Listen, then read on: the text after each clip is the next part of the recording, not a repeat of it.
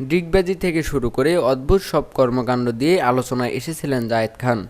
সেই ডিগবাজিতেই জায়েদ খানের যেন সৌভাগ্যের দরজা খুলে গেছে। জায়েদ খান এখন তুমুল ব্যস্ত, দেশে বিদেশে শো করে বেড়াচ্ছেন।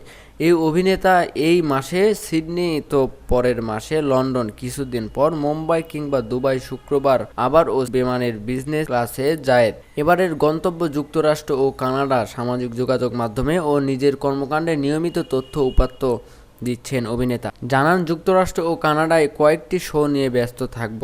দোয়া করবেন যেন সুস্থভাবে আবার ফিরে আসতে পারি। আপনাদের ভালোবাসায় আমার শক্তি। বাংলাদেশ এবং আপনাদের সবাইকে অনেক মিস করব। এত কিছুতে যার পরনাই খুশি সবচেয়ে আলোচিত এই অভিনেতা। সংবাদ মাধ্যমে অভিনেতা বলেন, আমি ভাগ্যবান, এত সুখের জীবন পেয়েছি। আমার সঙ্গে বাবার দোয়া সব সময় ছিল। আমি সহজ সরল, আমার সরলতার মুগ্ধ হয়ে মানুষ ভালোবাসা জানায়। আমি সেই ভালোবাসাকে শ্রদ্ধা জানাই। মাঝে মাঝে ভাবি, মানুষের এত ভালোবাসা পাওয়ার যোগ্য আমি নই। বিদেশের মানুষের ভালোবাসার টানে ছুটে যান তিনি। অভিনেতা বলেন, আগে শিল্পী সমিতির দায়িত্ব ছিল কাঁধে। তখন বিদেশ থেকে ডাক এলে ও রাজি ছিলাম না। তখন সেখানে গেলে অনেকে বলতো সমিতির নাম ভাঙিয়ে গিয়েছে। এখন সেই দায়িত্ব নেই, তাই বিদেশের শোগুলো হাতছাড়া করি না।